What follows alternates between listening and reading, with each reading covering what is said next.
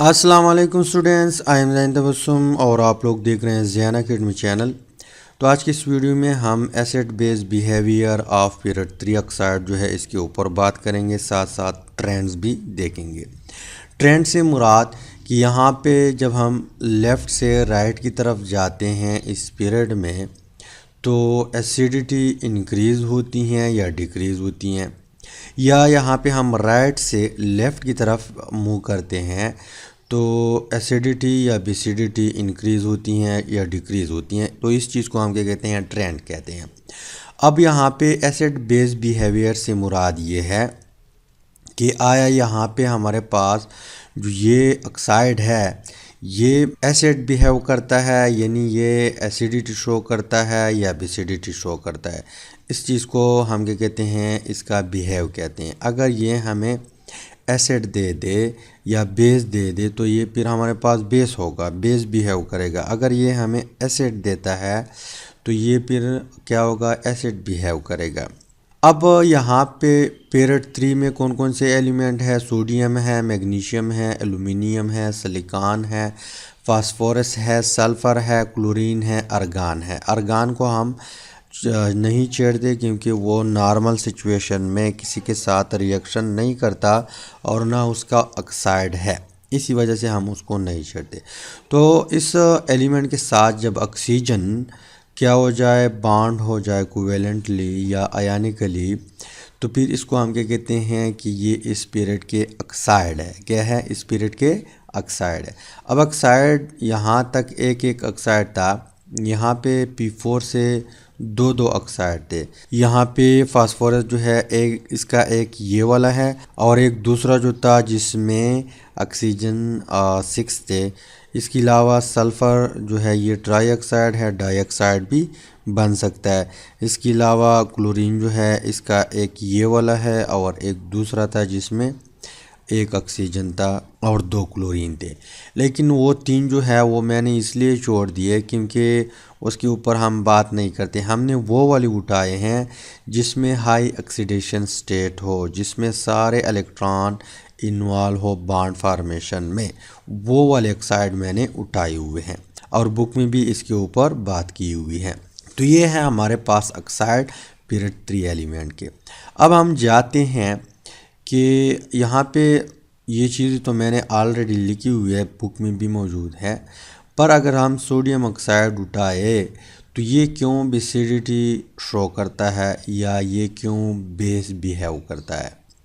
इसके अलावा यहाँ पे इस तरह मैग्नीशियम है और इसी तरह राइट साइड पे है, और यहाँ पे एक है एम्फोटेरिक। एम्फोटेरिक का क्या मतलब है, तो अगर हम सोडियम ऑक्साइड उठाए, क्या उठाए, सोडियम Na2O उठाए, Na2O, और इसको हम डाल दें किसमें, H2O में। यानी हमने यहाँ पे एक बीकर लिया हुआ है, एक गिलास लिया हुआ है, हमने सोडियम ऑक्साइड उठाया और यहाँ पे डाल दिया, किसमें, वाटर में डाल दिया। अब सबसे पहले क्या होगा, यहाँ पे ये आयोनाइज होगा। क्या होगा, आयोनाइज होगा। क्यों, क्योंकि ये मेटालिक ऑक्साइड है, ये आयनिक बॉन्ड की रिजल्ट में बना हुआ है और वाटर भी हमारे पास क्या है, पोलर कंपाउंड है, तो ये इसमें आयोनाइज होते हैं। सबसे पहले यहाँ पे एक और पॉइंट कि ये तीन जो है ये मेटालिक ऑक्साइड है, इसके अलावा ये जो है ये कोवेलेंट ऑक्साइड है। ये चीज़ें हम ऑलरेडी डिस्कस भी कर चुके हैं। यहाँ पे आयनिक बॉन्ड मौजूद है और इससे फिर आगे कोवेलेंट बॉन्ड मौजूद है। तो ये किस तरह आयोनाइज होता है, ये इस तरह आयोनाइज होता है कि सोडियम जो है, सोडियम के ऊपर होता है प्लस चार्ज, यानी एक इलेक्ट्रॉन जो वैलेंस इलेक्ट्रॉन था सोडियम के पास वो ऑक्सीजन ने लेकर गया है। इसी तरह दो सोडियम है तो दूसरे के ऊपर भी पॉजिटिव चार्ज होगा, मतलब दोनों का जो वैलेंस इलेक्ट्रॉन है अब वो इस टाइम किसके पास होगा, ऑक्सीजन के पास होंगे, दोनों इलेक्ट्रॉन होंगे। तो हम -2 चार्ज लगाते हैं ऑक्सीजन के ऊपर। इसके बाद क्या होता है, इसके बाद ये होता है कि यहाँ पे वाटर का स्ट्रक्चर भी हमें मालूम है कि हाइड्रोजन होता है यहाँ पे, और यहाँ पे मैं OH लिखता हूँ, OH।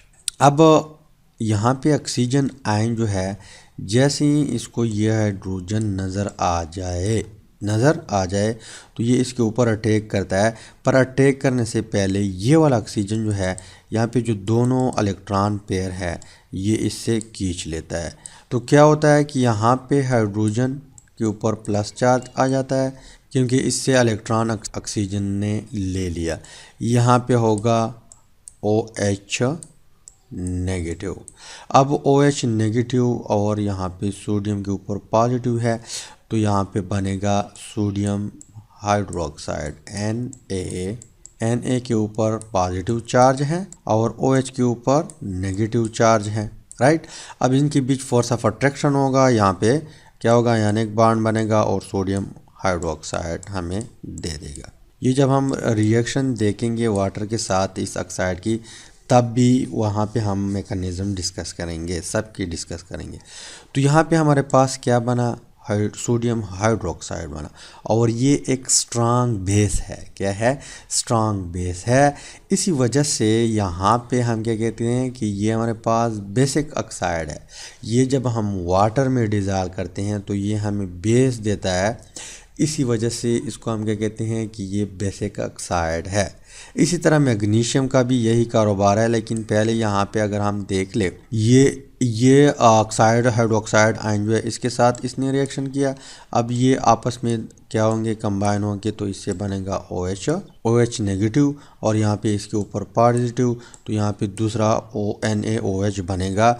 तो इट मीन्स कि ये हमें बेस देता है। यहाँ पे ये ऑक्साइड जो है ये हमें बेस देता है, इसी वजह से हम इसको क्या कहते हैं कि ये बेसिक है। क्या है, बेसिक है। इसके अलावा बुक में अल्कलाइन भी लिखा हुआ है। अल्कलाइन का मतलब ये है कि ये वाटर में डिज़ोल्व हो चुका है, ये भी वाटर में डिज़ोल्व हो चुका है। तो जब हम वाटर में डिज़ोल्व करते हैं उसके साथ हम अल्कलाइन भी लिखते हैं। अगर अदर सॉल्वेंट हो तब अल्कलाइन हम नहीं लिखते। तो यहाँ पे ये भी बेस है, इसी वजह से बेस है क्योंकि जब हम इसको वाटर में डिज़ोल्व करते हैं तो ये हमें स्ट्रांग या अगर वीक हो लेकिन बेस अगर दे दे तो वो हमारे पास बेसिक ऑक्साइड होते हैं। इसी तरह मैग्नीशियम ऑक्साइड का भी यही कहानी है। जब हम उसको डिज़ोल्व करते हैं वाटर में तो ये भी हमें मैग्नीशियम हाइड्रोक्साइड देता है, तो वो भी हमारे पास क्या है, बेस है। अब यहाँ पे एल्यूमिनियम ऑक्साइड जो है ये क्या है भी मेटल ऑक्साइड या मेटालिक ऑक्साइड, पर ये एम्फोटेरिक है। एम्फोटेरिक मीन्स कि जब हम ये एसिड के साथ रिएक्ट करवाए, मतलब यहाँ पे हमारे पास Al2O3 है, अगर हमने इसको एसिड के साथ रिएक्ट करवाया या एसिड के साथ इसका सामना हुआ तो ये एज ए बेस बिहेव करेगा। क्या करेगा, एज ए बेस बिहेव करेगा। अगर इसने किसी स्ट्रांग बेस का सामना किया या अगर हमने इसका रिएक्शन करवाया स्ट्रांग बेस के साथ तो फिर ये एसिड बिहेव करेगा। यानी जब हम स्ट्रांग एसिड के साथ इसका रिएक्शन करवाए तो फिर ये एज ए बेस बिहेव करता है। अगर हम स्ट्रांग बेस के साथ इसका रिएक्शन करवाए तो ये एज ए एसिड बिहेव करता है। तो वो सब्सटेंस जो एसिडिटी भी शो करे और बेसिडिटी भी शो करे, उस सब्सटेंस को हम एम्फोटेरिक कहते हैं।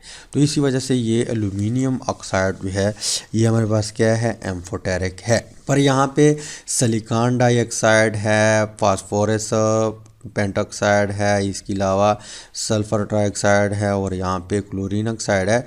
यहाँ पे अगर मैं सल्फ़र ट्राइऑक्साइड उठाऊँ, क्या उठाऊँ, सल्फ़र ट्राइऑक्साइड, इसको अगर रिएक्ट करवाया किस चीज़ के साथ, वाटर के साथ, या अगर इसको हमने डाल दिया पानी में तो ये हमें क्या देगा, ये हमें देता है H2SO4 जो कि हमारे पास स्ट्रांग एसिड है। क्या है, स्ट्रांग एसिड है। इसी वजह से जब हम ये वाले ऑक्साइड यानी एम्फोटेरिक से इस साइड पे ऑक्साइड जो है इसको हम डिज़ोल्व करते हैं वाटर में तो ये हमें एसिड देता है। इसी वजह से यहाँ पे हमने लिखा हुआ है कि ये एसिडिक है, एसिडिक है, एसिडिक है। यानी यहाँ पे सिलिकॉन से लेकर क्लोरीन तक जो ऑक्साइड है इसका नेचर ये है कि ये एज ए एसिड बिहेव करता है। जब हम इसको वाटर में डिज़ोल्व करेंगे तो ये हमें एसिड देता है। इसके अलावा ये दो जो है ये हमें बेस देता है, तो ये एज ए बेस बिहेव करता है।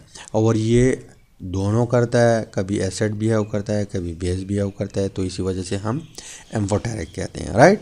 तो इसी वजह से यहाँ पे हम क्या कहते हैं कि ये इनका नेचर है, ये हमें बेस देता है, ये हमें बेस देता है, ये एज ए बेस बिहेव करता है, ये एज ए बेस बिहेव करता है, और यहाँ पे ये जो है as a acid acid acid acid.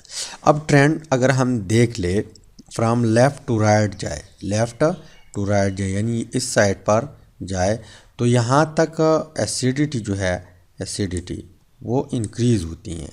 यानी यहाँ लेफ़्ट से हम राइट की तरफ जाते हैं तो ये स्ट्रांग बेस है, इट मीन्स कि ये वीक एसिड है।